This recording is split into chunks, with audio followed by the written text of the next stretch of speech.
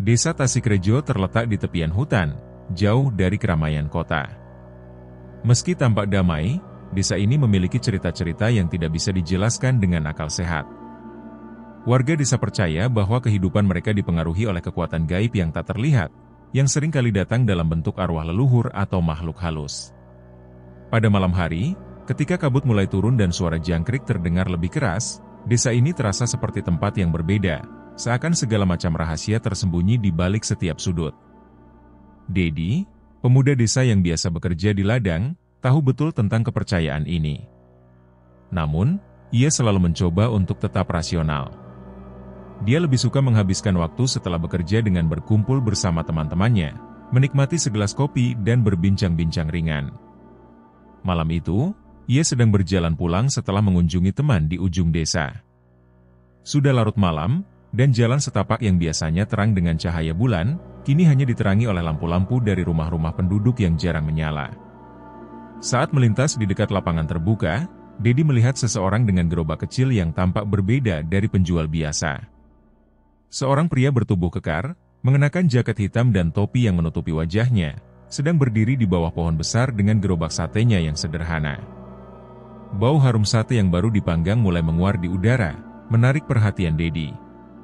Wah, sate malam-malam begini, sepertinya enak, pikir Dedi. Dia belum pernah melihat penjual sate ini sebelumnya, dan sedikit penasaran. Langkahnya terhenti di depan gerobak sate, dan pria itu menatapnya dengan senyuman tipis. Malam, Mas. Mau coba sate ayam? Cuma di sini, malam ini saja. Suara pria itu terdengar berat dan dalam, tetapi ada sesuatu yang tidak biasa dalam cara dia berbicara. Seperti suara yang sudah lama tak digunakan. Pakai bumbu apa ini, Pak? Tanya Dedi sambil memandang sate yang sedang dibakar. Warna daging ayamnya keemasan, berkilau-kilau, dan baunya begitu menggugah selera. Bumbu rahasia, jawab Pak Tino, sambil merapikan daging sate di atas bara api. Tapi, kalau masuk ke rasa yang beda, bisa coba satu tusuk dulu. Dedi merasa takjub, karena sate yang disajikan tampaknya berbeda dari sate yang biasa ia temui. Rasanya lebih gurih, lebih kaya bumbu, meski tampak sederhana. Dia memutuskan untuk membeli beberapa tusuk sate ayam. Setelah membayar, Dedi menggigit sate pertama, dan ada sensasi yang berbeda. Rasanya enak, bahkan lebih lezat dari sate yang pernah ia coba sebelumnya. Dedi menyantap sate itu dengan cepat, seolah-olah ada yang mendorongnya untuk terus makan. Setiap potongan sate terasa seperti membawa kebahagiaan, seolah seluruh tubuhnya dipenuhi kehangatan. Namun, setelah beberapa saat, Dedi mulai merasa ada yang aneh. Ada rasa pening di kepalanya, dan tubuhnya terasa lebih ringan.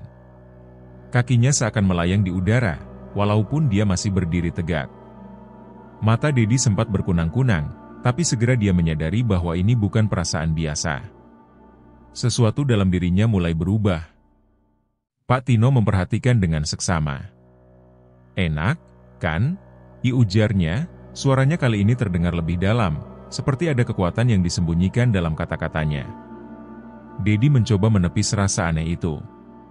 Iya, enak sekali, jawabnya, meski perasaan tidak nyaman mulai menggelayuti pikirannya.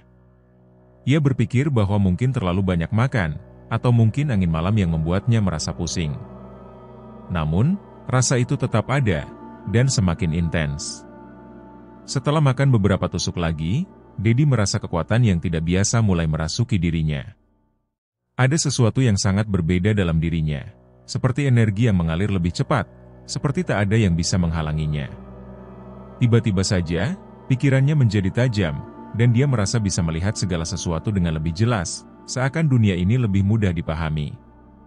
Terima kasih, Pak, kata Dedi, berusaha mengendalikan diri dan berjalan menjauh. Saya rasa saya harus pulang. Pak Tino hanya mengangguk, senyum tipis di wajahnya seolah menyimpan rahasia yang lebih besar. Hati-hati, Mas. Nikmatilah satenya dengan bijak. Dedi berjalan pulang, tetapi di sepanjang jalan, pikirannya terus-menerus berputar. Ada sesuatu yang terasa sangat tidak biasa. Selama hidupnya, ia belum pernah merasa sekuat dan sepenuh itu, meski ia tahu bahwa ini bukan sesuatu yang bisa didapatkan hanya dengan makan sate biasa. Sesampainya di rumah, Dedi langsung tidur, tetapi rasa itu tetap ada, rasa bahwa malam ini adalah malam yang berbeda. Dan mungkin, Pak Tino, sang penjual sate, bukanlah sekadar penjual biasa. Dedi tidak tahu, tapi perasaan aneh yang datang bersamaan dengan sate itu tidak bisa ia lupakan begitu saja. Sebuah rasa ingin tahu mulai tumbuh dalam dirinya, rasa yang mungkin akan membawanya pada sesuatu yang lebih gelap dari sekadar sekeping sate lezat yang baru saja ia makan. Hari-hari setelah makan sate Pak Tino terasa berbeda bagi Dedi. Keberuntungan datang seperti angin yang tak terduga, menghembuskan rasa kebahagiaan yang seakan mengisi setiap ruang kehidupannya. Dulu, ia harus bekerja keras di ladang sepanjang hari, bahkan sering kesulitan memenuhi kebutuhan sehari-hari. Namun, setelah makan sate itu, segala sesuatunya berubah. Pada pagi hari setelah malam itu, Dedi menemukan uang yang cukup banyak di dompetnya, uang yang ia tak tahu dari mana asalnya. Padahal, sebelum itu, ia bahkan hampir kehabisan uang untuk membeli bahan makanan. Ia merasa terkejut, namun tidak bisa mengabaikan rasa syukur yang mendalam. Di pasar, ia yang biasanya merasa sulit untuk berbicara dengan pedagang, kini bisa membeli apa saja yang diinginkannya tanpa merasa khawatir. Bahkan pedagang yang dulu sering menawar harga tinggi, sekarang memberikan potongan harga tanpa diminta. Dedi mulai merasa ada yang aneh, tetapi dia tidak peduli. Ia terus merasakan kemudahan dalam segala hal. Semua terasa mengalir dengan lancar, mulai dari hasil ladang yang melimpah, hingga teman-teman yang semakin menghormatinya. Ia merasa lebih kuat, lebih berani, dan lebih percaya diri dari sebelumnya. Semua itu mengarah pada satu hal, keberuntungan yang datang tanpa diminta. Tak lama setelah itu, Dedi kembali melihat Pak Tino berjualan sate di malam hari.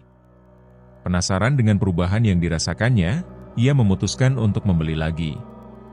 Kali ini, ia membeli 2 tusuk sate, kemudian duduk di samping gerobak Pak Tino. "Pak, saya merasa aneh setelah makan sate itu kemarin," kata Dedi, setengah bercanda, setengah serius. Keberuntungan datang begitu saja. Pak Tino hanya tersenyum tipis, tanpa berkata apa-apa. Keberuntungan datang kepada mereka yang tahu cara menikmatinya, jawabnya pelan. Dedi tidak mengerti maksudnya, tetapi ia merasakan kekuatan baru yang mengalir dalam dirinya saat memakan sate itu.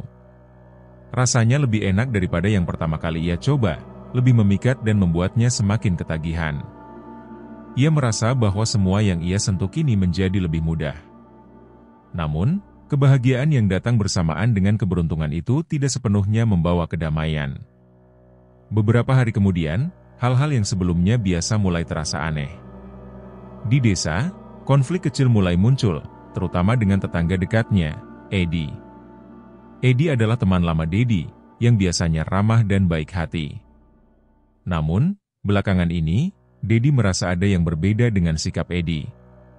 Suatu sore, ketika Dedi sedang memperbaiki pagar rumah, Edi menghampirinya dengan wajah yang sedikit cemberut.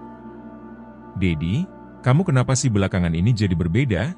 tanya Edi, suaranya lebih keras dari biasanya. Dedi terkejut. "Maksudmu apa?" "Aku nggak merasa ada yang berbeda. Sudah beberapa hari ini, kamu kayaknya lebih sok tahu, dan sepertinya sombong. Kita sudah lama berteman, tapi kok rasanya kamu mulai menjauh, keluh Edi?" Dedi merasa bingung. Tidak ada yang berubah dalam dirinya, kecuali kenyataan bahwa ia merasa lebih baik, lebih beruntung, dan lebih tenang. "Aku nggak merasa begitu, Edi." "Mungkin kamu yang salah paham," jawabnya, berusaha menghindari perdebatan. Namun, perasaan tidak nyaman terus menghantui Dedi. Setiap kali bertemu dengan orang-orang di desanya, ia merasakan pandangan yang berbeda. Beberapa orang yang dulu akrab dengannya kini mulai menjauh, dan beberapa tampak seolah-olah merasa canggung. Bahkan Bu Siti, yang biasanya menyapa dengan hangat, kali ini hanya menatapnya dengan tatapan tajam, seakan ada sesuatu yang tidak beres dengan dirinya. Di tengah ketidakpastian itu, Dedi merasa perasaan aneh mulai meresap lebih dalam. Rasa kekuatan yang datang bersamaan dengan keberuntungan itu terasa semakin kuat, namun tidak seimbang dengan perasaan cemas yang menggerogoti dirinya. Seolah-olah ada sesuatu yang tersembunyi dalam setiap senyuman yang ia terima, ada bisikan di balik tatapan mata yang menyertai langkahnya. Seakan, ia menjadi pusat dari sebuah permainan yang lebih besar. Suatu malam, saat Dedi berjalan pulang setelah membeli sate lagi dari Pak Tino, ia berhenti di depan sebuah pohon besar yang biasa menjadi tempat berkumpul warga. Di bawah pohon itu, beberapa orang sedang berbincang. Dedi mengenali mereka, tetapi entah mengapa, kali ini ia merasa seolah mereka sedang membicarakannya. Dedi itu sudah mulai aneh, salah seorang dari mereka berkata dengan suara pelan. Tahu nggak, aku dengar dia sering beli sate itu, dan keberuntungan datang begitu saja setelahnya. Jangan-jangan dia sudah terjerat dalam pesugihan itu. Dedi terkejut mendengarnya. Ada perasaan dingin yang merayap di sepanjang tubuhnya. Ia ingin bertanya lebih lanjut, tetapi takut jika ia mendengarnya lebih banyak, kebenaran yang mengerikan akan mulai terungkap. Dedi mulai menyadari, mungkin keberuntungan yang ia terima datang dengan harga yang harus dibayar. Terkadang, dalam hidup, hal-hal yang terlalu baik untuk menjadi kenyataan memang menyimpan sesuatu yang gelap. Namun, ia merasa terjebak dalam kebahagiaan yang tidak sepenuhnya ia pahami, dan rasa tidak nyaman itu semakin kuat setiap hari. Pagi di desa Tasikrejo selalu dimulai dengan suara ayam berkokok dan kabut tipis yang menyelimuti sawah-sawah yang luas. Namun, kali ini ada sesuatu yang berbeda. Desas-desus tentang Pak Tino dan satenya mulai beredar, menyebar dari mulut ke mulut seperti api yang menjalar di rumput kering. Warga desa yang sebelumnya tak terlalu peduli dengan hal-hal aneh mulai memperhatikan perubahan-perubahan yang terjadi pada mereka yang membeli sate dari Pak Tino. Dedi, yang sebelumnya merasa kebahagiaan dan keberuntungan datang begitu saja, kini merasakan ada sesuatu yang mengganggu. Semakin lama, perubahan itu semakin jelas. Ia merasa lebih mudah mendapatkan uang, tetapi pada saat yang sama, ada rasa cemas yang mengikutinya. Edi, temannya, juga merasakan hal yang sama, keberuntungan yang datang dengan cara yang tak biasa. Namun, apa yang membuat Dedi khawatir adalah perubahan pada sikap orang-orang di desa terhadap dirinya. Pada suatu pagi, Dedi berjalan melewati rumah Bu Siti, seorang wanita tua yang dikenal memiliki pengetahuan tentang hal-hal gaib. Bu Siti bukan orang yang suka berbicara banyak, tetapi setiap kata yang keluar dari mulutnya selalu penuh makna dan seringkali menjadi petunjuk bagi mereka yang ingin tahu lebih dalam tentang dunia lain. Hari itu, Dedi mendengar percakapan Bu Siti dengan beberapa warga yang berkumpul di depan rumahnya. Pak Tino itu bukan orang biasa. Dia membawa sesuatu yang tak terlihat, sesuatu yang bisa mengubah nasib seseorang, tapi dengan harga yang harus dibayar, kata Bu Siti dengan suara seraknya, yang membuat setiap orang yang mendengarnya terdiam. Jangan kira satenya hanya sekedar sate biasa. Itu adalah hasil dari perjanjian gelap, pesugihan yang ditawarkan kepada orang-orang yang tergoda. Warga yang mendengarnya terlihat terkejut. Beberapa dari mereka bahkan terlihat bingung, mencoba mencerna apa yang dimaksud Bu Siti. Pesugihan, tanya seorang pria tua bernama Pak Rudi, yang dikenal skeptis terhadap cerita-cerita gaib. Kamu ini jangan terlalu percaya pada omongan kosong. Sate itu pasti enak, dan keberuntungan itu pasti datang dari kerja keras. Bu Siti menatap Pak Rudi dengan tajam. Keberuntungan yang datang terlalu cepat itu selalu ada harganya, Pak Rudi. Kamu akan tahu jika kamu membuka mata dan hati. Mereka yang makan sate itu akan merasakan dampaknya. Rumor tentang Pak Tino dan pesugihannya mulai menyebar ke seluruh penjuru desa. Dedi merasa semakin tidak nyaman dengan perubahan yang terjadi pada dirinya. Ia mendengar bisikan-bisikan di pasar dan di warung kopi, di mana beberapa warga mulai membicarakan dirinya dan Edi. Mereka berdua adalah contoh nyata dari keberuntungan yang datang begitu saja setelah membeli sate dari Pak Tino. Apa benar kalau Dedi itu dapat banyak uang sekarang? Aku dengar dia beli tanah baru, kata Bu Tini, salah satu tetangga yang sering mengobrol dengan Ibu Dedi. Iya, dan Edi juga begitu. Dulu dia susah, sekarang malah tiba-tiba bisa beli mobil. Ini semua setelah mereka makan sate dari Pak Tino, jawab Pak Agus, yang duduk di warung kopi sambil menyeruput kopinya. Dedi yang mendengar percakapan itu merasa seperti ada yang mengawasi setiap gerak-geriknya. Ketika ia berjalan menuju rumah, Beberapa warga yang sebelumnya menyapanya dengan hangat kini malah menatapnya dengan curiga. Seperti ada jarak yang tercipta di antara dirinya dan mereka. Rasa cemas dan ketidaknyamanan semakin menghantuinya. Pagi itu, Dedi bertemu Edi di jalan setapak menuju ladang. Edi tampak gelisah, tidak seperti biasanya. "Dedi, aku mulai merasa ada yang salah. Teman-teman kita mulai menjauh. Aku dengar mereka bilang kita terlibat pesugihan," ujar Edi dengan suara terbata-bata. Dedi mengangguk. "Aku juga dengar hal yang sama. Tapi kita cuma makan sate, Edi. Kenapa semua jadi begini?" Edi menggelengkan kepala. "Aku nggak tahu. Tapi aku merasa ada yang tidak beres. Aku dengar, ada orang yang mulai curiga sama Pak Tino. Katanya, orang yang beli sate itu bisa dapat rezeki mendadak, tapi ada akibatnya." Mereka berdua merasa semakin terperangkap dalam ketidakpastian ini. Sebuah ketakutan yang tak bisa dijelaskan, tetapi jelas ada, menggelayuti desa mereka.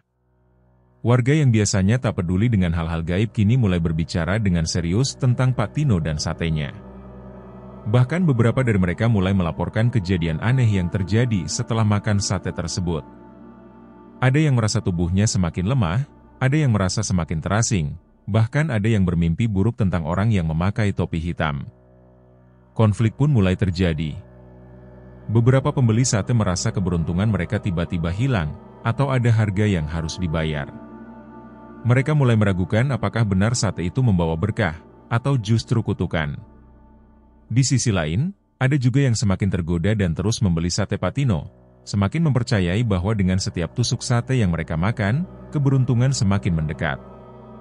Desa Tasikrejo yang dulunya tenang kini berubah menjadi tempat penuh kecurigaan. Orang-orang mulai saling menuduh, dan ketakutan menyebar lebih cepat daripada rumor itu sendiri. Dedi merasa terjebak dalam pusaran ini, merasa ada sesuatu yang lebih besar yang mengendalikan dirinya, meskipun ia masih berusaha menyangkalnya. Suatu malam, setelah membeli sate lagi dari Pak Tino, Dedi duduk termenung di luar rumahnya, memandangi langit yang gelap.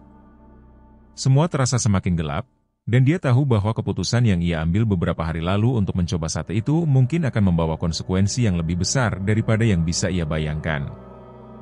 Dedi tidak bisa lagi menahan rasa penasaran yang semakin menggerogoti hatinya. Keberuntungan yang datang begitu mudah setelah ia makan sate Pak Tino membuatnya merasa terjebak dalam sebuah permainan yang tidak ia mengerti.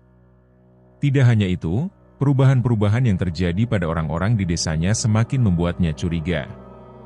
Terutama setelah mendengar rumor-rumor aneh yang beredar.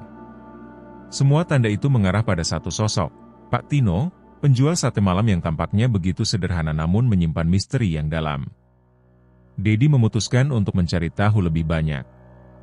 Ia tahu, untuk menemukan jawaban yang bisa memberi ketenangan, ia harus berani menggali lebih dalam. Pada suatu sore, setelah ladangnya selesai dikerjakan, ia berjalan menuju rumah Pak Tino yang terletak agak jauh dari pemukiman utama. Rumah Pak Tino terlihat sederhana, hanya sebuah rumah kayu tua yang dikelilingi oleh kebun kecil yang terawat dengan baik. Namun, ada aura yang berbeda. Seperti ada sesuatu yang menunggu di balik dindingnya, sesuatu yang tidak bisa dijelaskan. Ketika Dedi tiba di depan rumah, ia tidak langsung mendekat. Ia berdiri di luar pagar, menatap rumah itu dengan rasa curiga. Tidak ada suara, hanya hembusan angin yang membawa aroma tanah basah. Ia memutuskan untuk mengetuk pintu. Setelah beberapa detik, pintu itu terbuka perlahan, dan Pak Tino muncul, mengenakan topi hitam yang selalu ia kenakan saat berjualan sate. Matanya menatap Dedi dengan tajam, namun tidak terlihat marah. "Ada yang bisa saya bantu, Dedi?" tanya Pak Tino dengan suara lembut namun tegas.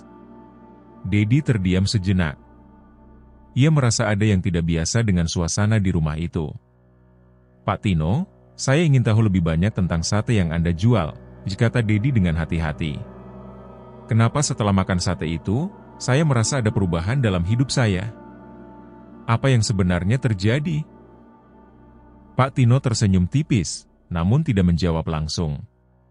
"Kadang, lebih baik tidak mengetahui terlalu banyak, Dedi. Beberapa hal lebih baik tetap menjadi misteri."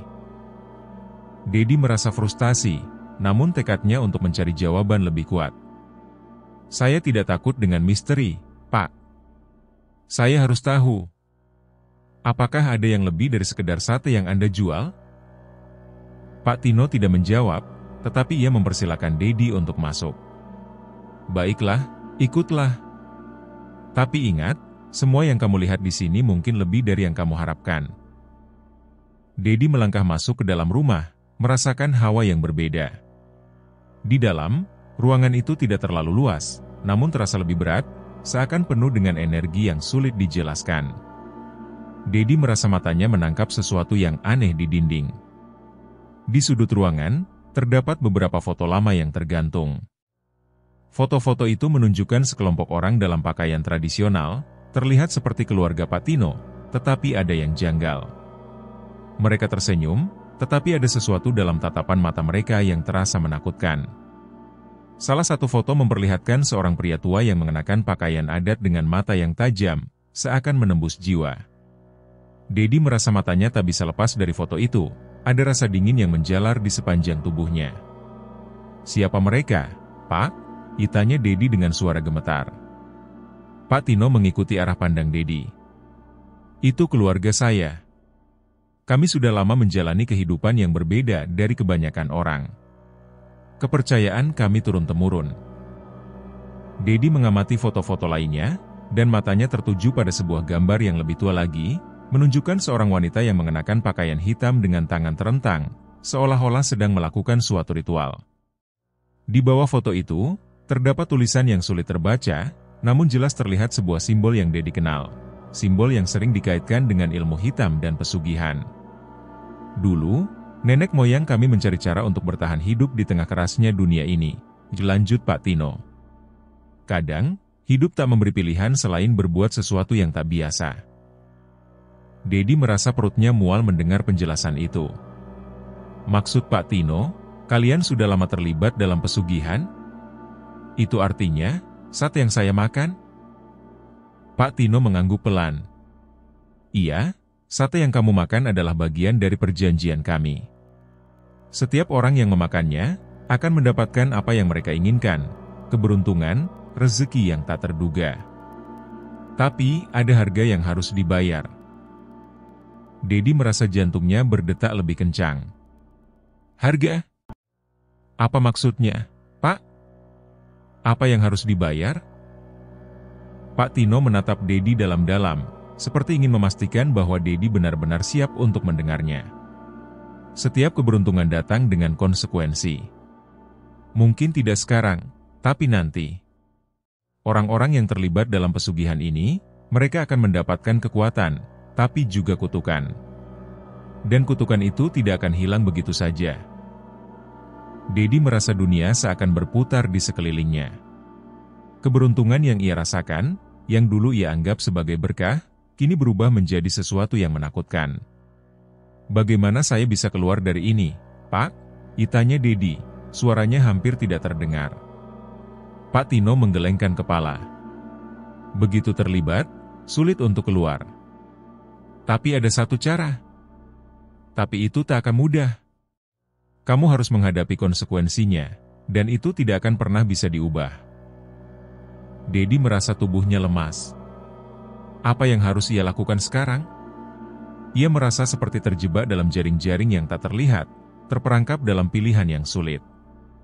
Di satu sisi, keberuntungan yang datang begitu mudah, tetapi di sisi lain, ada ancaman yang mengintai, menunggu untuk datang menghantuinya. Setelah beberapa saat, Dedi meminta izin untuk pergi. Pak Tino mengantar Dedi keluar, namun tidak berkata apa-apa lagi. Di depan pintu, Dedi menoleh ke belakang dan melihat wajah Pak Tino yang kembali tenang, seperti tidak terjadi apa-apa. Tetapi di balik ketenangannya, Dedi tahu bahwa ia telah menemukan sebagian dari kebenaran yang gelap ini, dan jalan keluar tidaklah mudah. Saat Dedi berjalan pulang, ia merasa seolah ada bayangan yang mengikutinya. Bayangan itu datang dari masa lalu yang kelam, dan ia tahu, ia tidak bisa lagi mengabaikan jejak Pak Tino yang telah tertanam dalam hidupnya. Malam itu, Dedi tidak bisa tidur. Pikiran tentang Pak Tino dan satenya terus mengganggunya. Setelah mengunjungi rumah Pak Tino, ia merasa semakin terperangkap dalam sebuah permainan yang tak bisa ia kontrol. Keberuntungan yang datang dengan mudah kini terasa seperti beban yang tak terlihat, mengancam untuk jatuh kapan saja. Ada sesuatu yang salah, dan Dedi tahu ia harus tahu lebih banyak untuk bisa keluar dari lingkaran gelap ini. Esok paginya, saat Dedi sedang berjalan menuju pasar, ia bertemu dengan seorang pria tua yang tampak gelisah. Pria itu mengenakan pakaian lusuh, rambutnya memutih, dan wajahnya tampak tergerus oleh waktu. Warga desa sering memanggilnya Pak Jono, seorang pria yang jarang berbicara, namun dikenal dengan banyak cerita tentang masa lalu desa. Dedi mengenalinya karena sering melihat Pak Jono duduk sendirian di pinggir jalan, memandangi kehidupan yang terus berjalan tanpa ia bisa ikut serta. Hari itu, Pak Jono mendekati Dedi dengan langkah lambat, seakan ingin mengatakan sesuatu yang penting. Dedi merasa aneh melihatnya begitu terburu-buru. "Dedi," kata Pak Jono dengan suara bergetar, "ya aku dengar kamu sudah ikut makan sate itu, sate Patino, kan?" Dedi terkejut mendengar pertanyaan itu. "Iya, Pak." "Tapi kenapa, Pak Jono? Apa yang sebenarnya terjadi dengan sate itu?" Pak Jono menarik napas panjang dan menggelengkan kepala, seolah mengingat kembali masa lalu yang kelam. "Dedi, aku dulu juga seperti kamu. Aku juga pernah membeli sate itu, dan aku merasa segala sesuatu berjalan mulus. Uang datang, kerjaan lancar, bahkan hidup jadi terasa lebih mudah. Tapi percayalah, itu bukanlah berkah yang cuma-cuma." Dedi mendengarkan dengan seksama. Ia merasa semakin terperangkap dalam percakapan ini, seperti ada hal yang ingin disampaikan, tapi Pak Jono takut untuk mengungkapkannya. "Apa maksudnya, Pak?" tanya Dedi dengan gugup. Pak Jono menatap Dedi dengan mata yang penuh penyesalan. "Perjanjian gelap itu, Dedi. Pak Tino tidak hanya menjual sate. Ia mengikat orang-orang yang membeli sate itu dalam sebuah perjanjian. Keberuntungan yang datang bukan hanya kebetulan. Ada harga yang harus dibayar, dan itu sangat besar." Dedi merasa darahnya seperti membeku. Apa yang harus dibayar? Apa yang dimaksud dengan perjanjian itu? Pak Jono menatap sekelilingnya, memastikan tak ada orang lain yang mendengar. Setiap orang yang membeli sate itu akan mendapat berkah. Tapi tidak ada yang gratis. Pak Tino tidak memberitahu kamu tentang harga yang harus dibayar. Semua pembeli sate itu terikat oleh sesuatu yang lebih besar, pesugihan yang diwariskan turun-temurun dalam keluarganya. Dedi mulai merasa jantungnya berdetak lebih cepat. Pesugihan? Jadi, sate itu bukan hanya makanan biasa? Betul, jawab Pak Jono dengan suara bergetar. Sate itu adalah bagian dari perjanjian yang melibatkan kekuatan gaib. Setiap orang yang terlibat akan mendapatkan keuntungan, uang, kekuasaan, kebahagiaan, atau apapun yang mereka inginkan. Tapi ada harga yang harus dibayar. Dan harga itu, Dedi, bisa sangat mahal. Dedi merasa tenggorokannya kering. Apa harganya, Pak? Pak Jono menarik napas dalam-dalam, wajahnya semakin pucat. Darah atau jiwa seseorang yang dekat denganmu. Itulah yang diminta. Entah itu anggota keluarga, sahabat, atau siapa saja yang kau cintai. Mereka akan dibawa sebagai tebusan untuk keberuntungan yang kamu terima. Dedi merasa dunia seakan berputar. Ia tidak bisa mempercayai apa yang baru saja ia dengar. Tapi kenapa Pak Tino tidak memberitahukan itu sebelumnya? Kenapa tidak ada yang memperingatkan kami? Pak Jono menunduk. Karena itu adalah bagian dari perjanjian. Setiap pembeli sate tidak tahu apa yang sesungguhnya mereka terima. Mereka hanya merasa senang dengan hasil yang datang begitu cepat. Tetapi mereka tidak tahu bahwa waktu mereka untuk membayar sudah semakin dekat. Dedi merasa tenggorokannya seperti tercekat. Ia tidak tahu apakah ia bisa terus hidup dengan pengetahuan ini. Apa yang harus saya lakukan, Pak? Bagaimana cara keluar dari perjanjian ini? Pak Jono menggelengkan kepala. Tidak ada jalan keluar, Dedi. Begitu kamu makan sate itu, kamu terikat dalam perjanjian. Kamu bisa berusaha menghindar, tetapi kekuatan yang mengikat itu akan terus mengejarmu. Ada satu-satunya cara untuk mengakhiri perjanjian, kamu harus membayar harga itu dengan darah atau jiwa seseorang yang terdekat. Itulah harga yang harus dibayar. Dedi merasa dunia seakan runtuh di sekelilingnya. Ia memikirkan keluarganya, orang-orang yang ia cintai. Bagaimana ia bisa memilih? Bagaimana ia bisa menyerahkan nyawa orang lain demi keselamatannya sendiri? Dalam sekejap, semua yang ia pikirkan tentang keberuntungan dan kebahagiaan yang datang begitu mudah berubah menjadi sebuah ancaman yang menakutkan. Pak Jono mengangkat pandangannya. Ada satu hal lagi yang perlu kamu tahu, Dedi. Setelah kau terikat dalam perjanjian itu, bukan hanya hidupmu yang akan terganggu.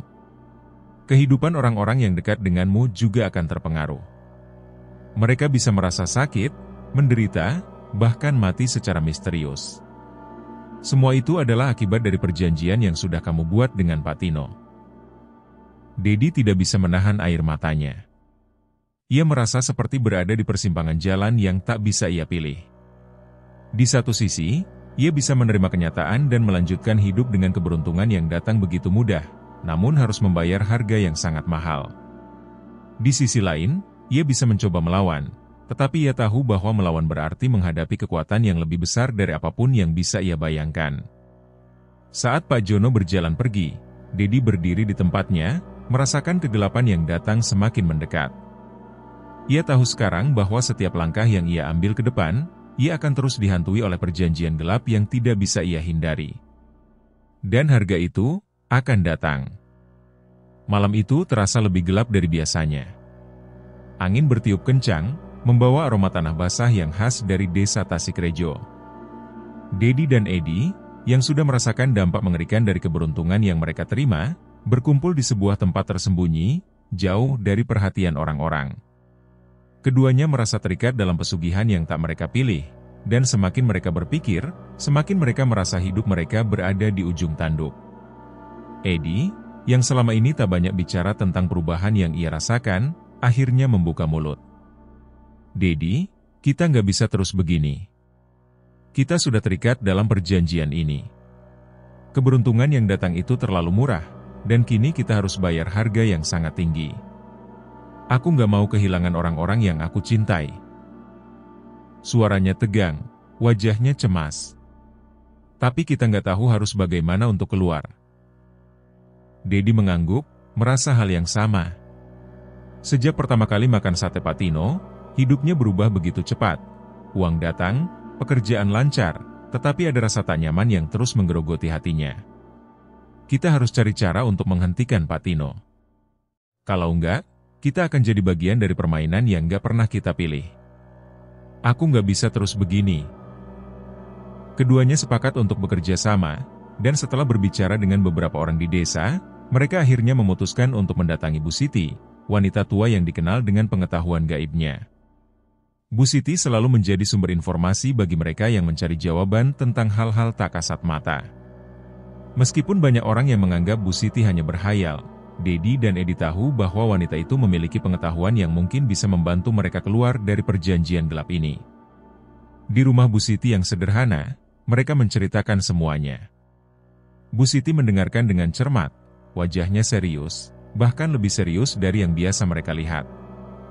Itu benar, dikata Bu Siti setelah beberapa lama merenung. Pak Tino bukan hanya seorang penjual sate. Dia memang terlibat dalam pesugihan, dan setiap orang yang terlibat dengannya akan terikat pada perjanjian yang tidak mudah untuk dihentikan. Bu Siti kemudian menceritakan sesuatu yang lebih mengerikan. Pak Tino tidak hanya mengandalkan sate untuk memberi keberuntungan. Sate itu adalah sarana, sebuah simbol dari kekuatan gaib yang mengalir dalam darah keluarganya. Jika kalian ingin menghentikan ini semua, kalian harus menghancurkan sumber kekuatan itu. Dan satu-satunya cara untuk melakukannya adalah dengan menghentikan perjanjian itu di akar-akarnya. Dedi dan Edi saling berpandang, perasaan mereka bercampur aduk antara ketakutan dan harapan. Bagaimana cara kita menghentikan semua ini, Bu? Tanya Edi dengan suara bergetar. Bu Siti memandang mereka dengan tajam. Pak Tino selalu berjualan di malam hari, karena malam adalah waktu di mana kekuatan gaibnya kuat. Gerobaknya adalah sumber dari semua keberuntungan dan kutukan itu. Kalian harus menyusup ke sana, ke tempat gerobaknya berada, dan mencari tahu apa yang tersembunyi di baliknya. Hanya dengan itu kalian bisa menghentikan kekuatan yang mengikat kalian. Dedi dan Edi memutuskan untuk melangkah maju. Mereka tahu, untuk menghentikan Pak Tino, mereka harus mengambil risiko besar. Malam itu, mereka berdua menyusup ke jalan-jalan gelap menuju tempat Pak Tino biasa berjualan. Keputusan untuk melawan pesugihan ini bukanlah keputusan yang mudah, dan perasaan mereka dipenuhi kecemasan. Keberuntungan yang mereka nikmati selama ini datang dengan harga yang sangat tinggi, dan sekarang mereka harus siap membayar harga itu dengan cara mereka sendiri. Malam itu sangat sunyi, hanya suara jangkrik yang terdengar di kejauhan.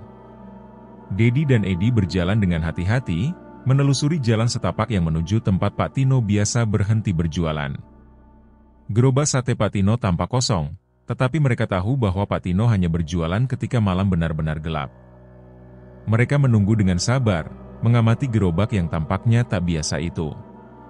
Tiba-tiba, mereka melihat Pak Tino datang dari kejauhan, membawa gerobaknya, berjalan dengan langkah yang mantap, seperti biasa. Tapi kali ini, ada sesuatu yang berbeda di wajahnya, sebuah senyuman tipis yang mengerikan. Dia tahu, mereka sedang mengintainya.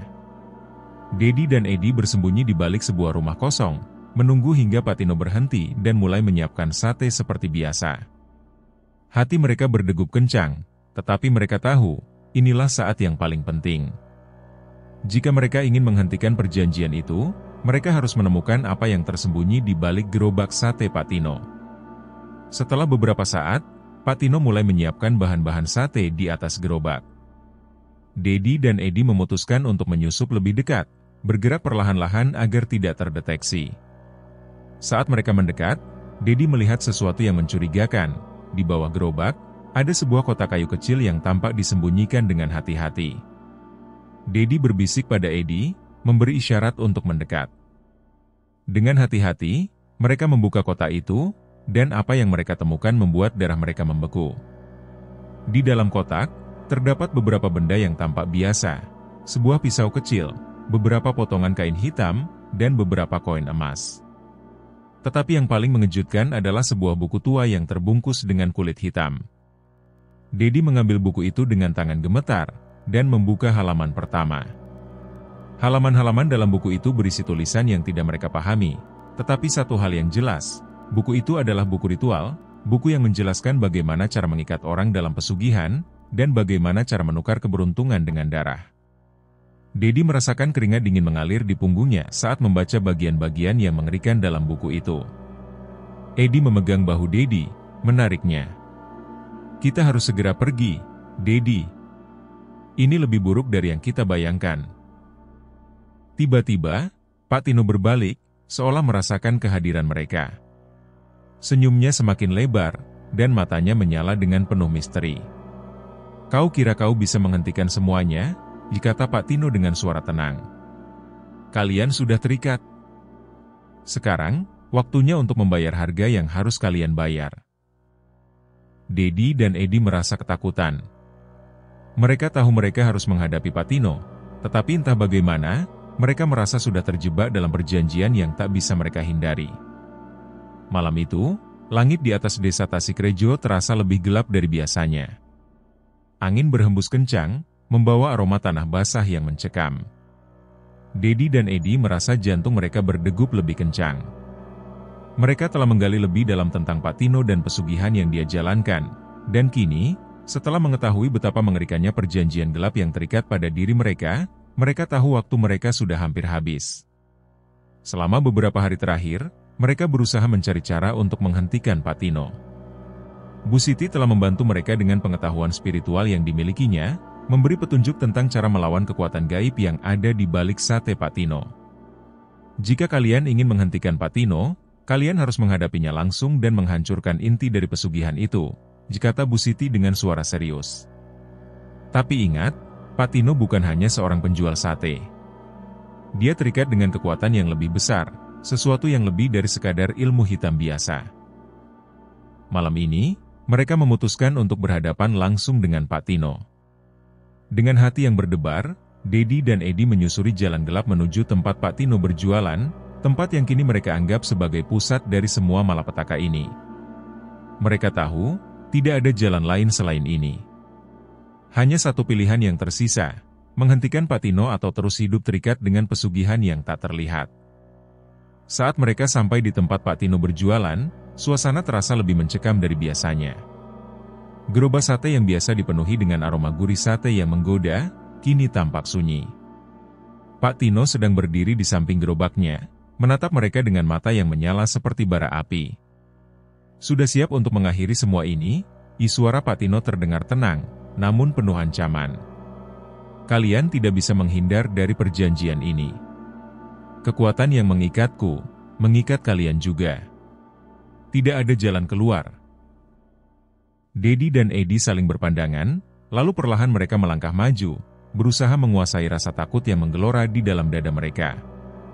Kami tidak mau terikat lagi dengan pesugihan ini, Pak Tino, kata Dedi dengan suara tegas. Kami ingin mengakhiri semuanya. Pak Tino tertawa, namun tawanya terasa dingin dan mengerikan. Kalian pikir kalian bisa menghentikannya begitu saja? Katanya, matanya berkilat penuh kebencian. Pesugihan ini bukan hanya tentang sate. Ini tentang darah, tentang jiwa-jiwa yang sudah terikat. Aku tidak bisa berhenti, karena ada kekuatan yang lebih besar yang menguasai aku. Tiba-tiba, udara di sekitar mereka terasa semakin berat. Dedi dan Edi merasakan tubuh mereka menjadi kaku, seolah ada sesuatu yang menekan mereka dari segala arah. Pak Tino mengangkat tangan, dan dalam sekejap, keduanya merasa seperti terperangkap dalam sebuah ilusi.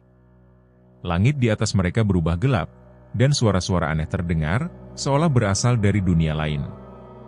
Dedi merasakan sebuah kekuatan gaib yang kuat, menghantam dirinya. Dia terjatuh ke tanah, seolah tubuhnya tidak bisa bergerak. Namun, sebelum semuanya menjadi gelap, suara Bu Siti terdengar dari kejauhan. Dedi, Edi, kalian harus melawan dengan kekuatan kalian sendiri. Jangan biarkan Pak Tino menguasai kalian. Dengan segenap tenaga, Dedi berusaha bangkit. Edi, yang juga terjatuh, merasakan hal yang sama. Dengan susah payah, mereka berdua akhirnya berdiri, meskipun tubuh mereka terasa lemah dan gemetar. Bu Siti tiba-tiba muncul di sisi mereka, berdiri tegak dengan wajah yang penuh konsentrasi. Tangan Bu Siti terangkat, dan sebuah cahaya lembut mulai menyelubungi mereka. Pak Tino, yang berdiri di depan mereka, menatap Bu Siti dengan marah. Kau pikir ilmu gaibmu bisa mengalahkan aku? Suaranya penuh dengan amarah dan kebencian. Aku sudah terikat dengan kekuatan yang lebih besar, Bu Siti. Aku tidak bisa berhenti. Bu Siti tidak gentar. Pak Tino, kamu tidak mengerti. Kekuatan yang mengikatmu itu hanya bisa dihancurkan dengan kekuatan kebenaran dan keberanian. Kau terjebak dalam permainan yang lebih besar dari dirimu sendiri. Dengan suara yang tegas, Bu Siti mengucapkan mantra yang dalam bahasa yang tak dimengerti oleh Dedi dan Edi. Namun, cahaya yang mengelilingi mereka semakin kuat, dan tubuh Pak Tino mulai bergetar. Pak Tino terjatuh ke tanah, suaranya yang garau terdengar seperti jeritan yang menembus malam. Dedi dan Edi merasakan sebuah kelegaan yang luar biasa.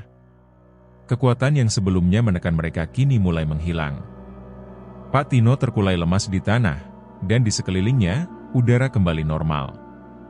Namun, tubuh Pak Tino tampak seperti terbakar oleh energi yang melilitnya. Cahaya dari Bu Siti semakin memudar, dan suasana kembali hening.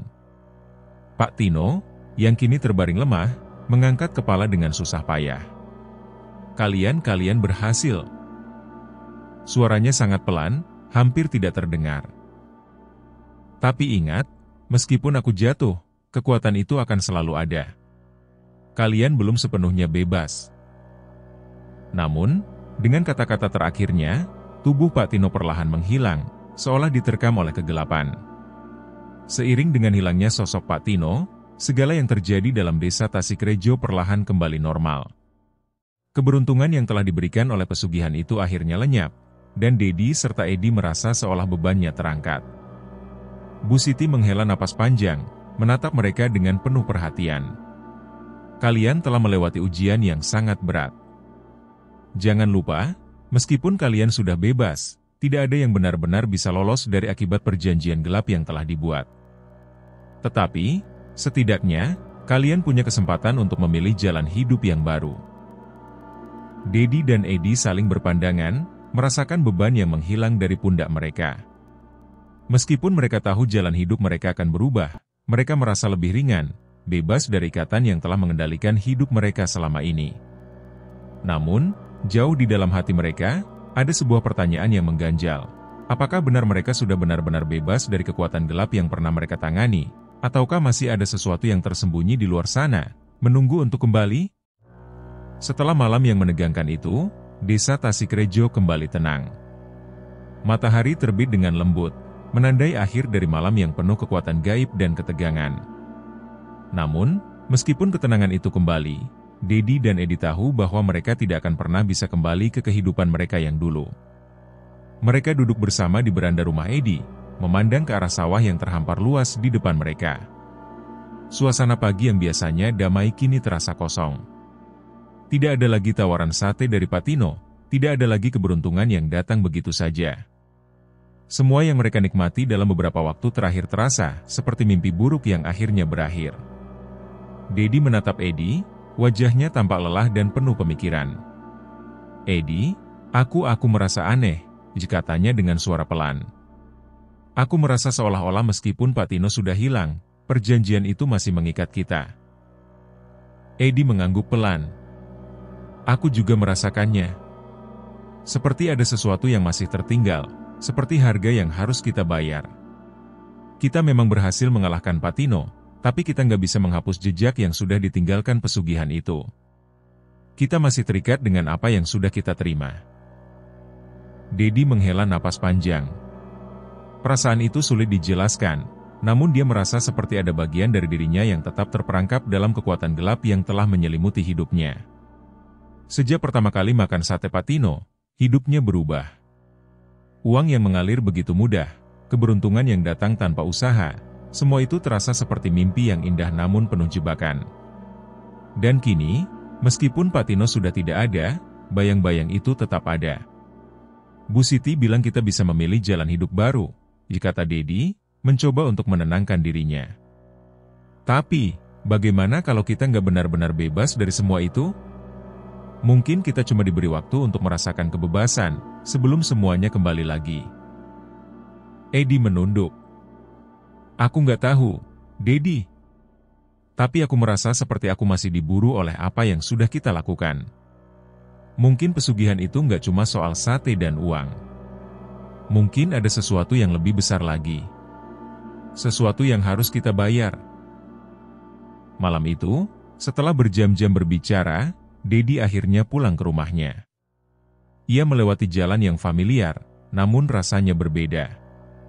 Desa yang dulu terasa penuh dengan kehangatan dan kedamaian kini terasa dingin, seakan-akan ada sesuatu yang mengintai di balik tiap sudut.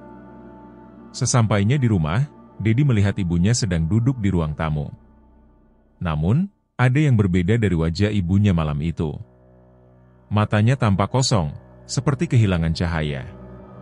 Ibu, panggil Dedi dengan suara ragu. Ibunya menoleh, tetapi reaksinya terasa lambat, hampir seperti tidak menyadari kehadiran Dedi. Oh, kamu pulang? Kata ibunya, suaranya terdengar lemah. Dedi merasa ada yang aneh. Seperti ada sesuatu yang tidak beres, namun dia tidak bisa memahaminya. Saat dia duduk di sebelah ibunya, matanya menangkap sesuatu yang lebih aneh. Di tangan ibunya, terdapat sebuah cincin tua, yang Dedi tahu bukan cincin biasa. Itu adalah cincin yang pernah ia lihat di rumah Patino, cincin yang sering digunakan dalam ritual pesugihan. Ibu, dari mana cincin itu? Tanya Dedi, suaranya serak karena ketakutan yang mulai merayap. Ibunya menatap cincin itu dengan pandangan kosong. Ini pemberian dari seseorang, jawab ibunya perlahan. Katanya ini bisa membawa keberuntungan. Dedi merasa darahnya berdegup kencang. Ibu, Itu cincin Pak Tino, kan? Apa yang terjadi? Apa yang sudah ibu lakukan? Ibunya tidak menjawab, hanya menunduk dan menggenggam cincin itu lebih erat. Dedi merasa hatinya terguncang. Semua yang telah terjadi, semua yang telah mereka lakukan, seakan berbalik dan mengarah pada orang-orang terdekat mereka. Apakah Pak Tino masih memegang kendali? Apakah pesugihan itu sudah mengikat bukan hanya dirinya dan Edi, tetapi juga orang-orang yang mereka cintai? Dedi berlari keluar rumah, menuju rumah Edi. Di sepanjang jalan, pikiran itu terus menghantuinya. Bagaimana jika pesugihan itu tidak hanya berakhir pada mereka? Bagaimana jika mereka adalah bagian dari sesuatu yang lebih besar, sebuah lingkaran yang tidak pernah berakhir? Sesampainya di rumah Edi, Dedi segera mengetuk pintu dengan panik. Edi membuka pintu dengan wajah cemas. Ada apa, Dedi? Ada yang salah, Edi. Ibu. Ibuku, dia. Dedi terhenti, suaranya tertahan oleh rasa takut yang mendalam. Ibu memakai cincin itu. Cincin yang dari Pak Tino. Aku merasa kita belum bebas. Semua yang kita lakukan, itu ada harganya. Edi menatap Dedi dengan wajah penuh kekhawatiran. Kita harus kembali ke Bu Siti, Dedi. Kita harus mencari tahu apa yang sebenarnya terjadi. Namun, saat mereka memutuskan untuk kembali mencari Bu Siti, mereka menyadari sesuatu yang lebih mengerikan.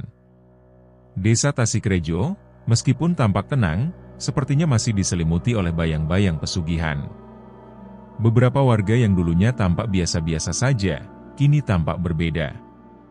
Ada yang lebih berhati-hati, ada yang lebih tertutup, seolah-olah mereka tahu sesuatu yang tidak bisa diungkapkan. Dedi dan Edi menyadari satu hal, meskipun mereka telah mengalahkan Pak Tino, harga dari keberuntungan dan kesuksesan yang mereka terima tidak akan pernah terbayar dengan mudah. Pesugihan itu tidak hanya melibatkan mereka, tetapi seluruh desa.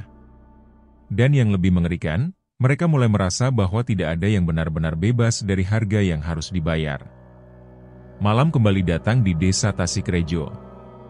Angin malam yang sejuk berhembus pelan, menyisir sela-sela pepohonan yang menari mengikuti irama alam.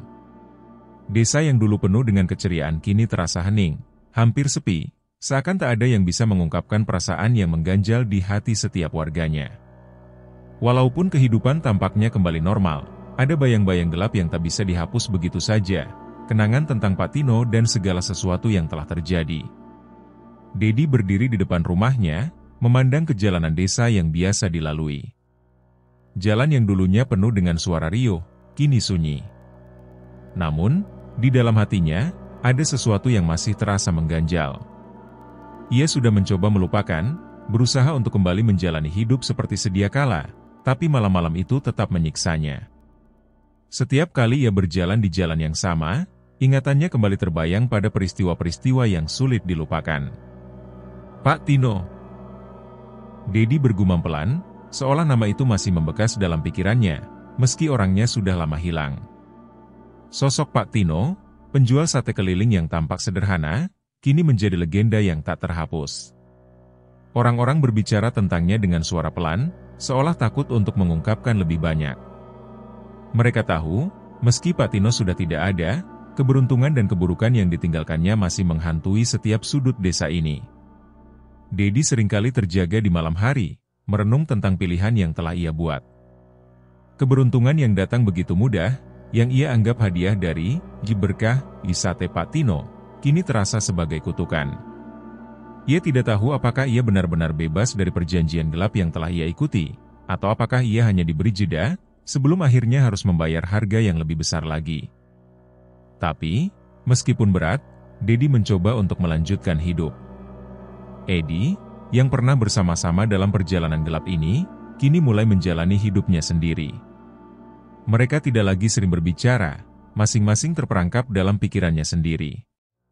Dedi tahu bahwa, meskipun mereka berhasil mengalahkan Pak Tino, mereka tidak bisa menghapus jejak yang telah tertinggal. Perubahan yang terjadi pada diri mereka begitu dalam, dan kenangan itu selalu membayangi. Malam itu, Dedi memutuskan untuk berjalan-jalan, mencoba menenangkan pikiran. langkahnya mengarah ke jalan desa yang sama, tempat yang dulu sering dilalui Pak Tino. Ia merasa aneh, seolah jalan itu seperti memanggilnya, meskipun ia tahu itu hanya imajinasinya. Namun, saat ia mendekati tikungan jalan, tiba-tiba ia melihat sesuatu yang membuat darahnya berdegup kencang. Di kejauhan, ada seseorang yang sedang berdiri di tepi jalan. Sosok itu mengenakan pakaian seperti penjual sate yang dulu. Gerobaknya ada di sampingnya, dengan bara api yang masih menyala, menciptakan cahaya redup di malam yang gelap. Dedi merasa jantungnya berdetak lebih cepat. Ia merasa seperti melihat bayangan masa lalu, Pak Tino. Dedi berhenti sejenak, menatap sosok itu dengan rasa bingung dan ketakutan. Apa ini? Hanya ilusi atau kenyataan? Sosok itu tidak bergerak, hanya berdiri di sana, seperti menunggu seseorang. Dedi melangkah maju, tetapi semakin dekat ia semakin merasakan hawa dingin yang merayap di kulitnya. Ia tahu, ini bukanlah hal biasa. Sosok itu terlalu mirip dengan Pak Tino, dengan gerobak sate yang tak pernah berhenti berdiri di tepi jalan di malam hari. Namun, ketika Dedi sudah cukup dekat, sosok itu tiba-tiba menghilang, lenyap seperti ditelan kegelapan malam. Dedi terkejut, berdiri mematung di tempatnya. Ia menoleh ke sekeliling, mencoba mencari tanda-tanda bahwa ada orang lain di sana. Tapi semuanya kosong. Tidak ada jejak, tidak ada suara, hanya hening yang menyesakkan. Ia kembali melangkah dengan hati yang penuh kecemasan. Setiap langkah terasa semakin berat, seakan setiap sudut desa memanggil-manggil dirinya kembali ke dalam bayang-bayang yang tak pernah benar-benar hilang. Keesokan harinya, Dedi menceritakan pengalamannya kepada Edi. Aku melihat dia, Edi. Pak Tino. Atau setidaknya, seseorang yang mirip dengannya. Edi hanya diam, tidak mengatakan apa-apa. Ia tahu bahwa meskipun mereka berhasil mengalahkan Pak Tino, tidak ada yang bisa benar-benar menghilangkan jejak dari pesugihan itu. Mungkin, yang mereka alami bukanlah akhir. Itu hanya jeda, saat di mana bayang-bayang Pak Tino akan terus mengikuti, menunggu waktu yang tepat untuk muncul kembali. Di sepanjang hari-hari berikutnya, cerita tentang penjual sate misterius yang kembali berjualan di malam hari menyebar di antara warga. Beberapa orang mengaku telah melihat sosok yang sama, sementara yang lain hanya mendengar rumor. Meskipun tidak ada yang bisa membuktikan, warga desa mulai merasa bahwa godaan itu tidak pernah benar-benar pergi. Pak Tino telah hilang, tetapi bayang-bayangnya tetap ada di Tasikrejo. Malam-malam gelap itu kembali datang, dan jalan-jalan desa kembali sunyi. Namun, bagi mereka yang pernah terlibat dalam pesugihan Pak Tino, ada perasaan yang tak bisa digambarkan. Mereka tahu bahwa di balik setiap malam yang tenang, ada bayang-bayang yang menunggu. Mungkin Pak Tino tidak pernah benar-benar hilang. Mungkin dia masih ada, menunggu di kegelapan, siap untuk menggoda siapa saja yang ingin merasakan keberuntungan yang datang dengan harga yang harus dibayar. Dan di Tasikrejo, orang-orang mulai berkata, jangan pernah keluar saat malam terlalu larut. Karena kadang-kadang, kamu bisa bertemu dengan penjual sate yang tidak pernah benar-benar hilang.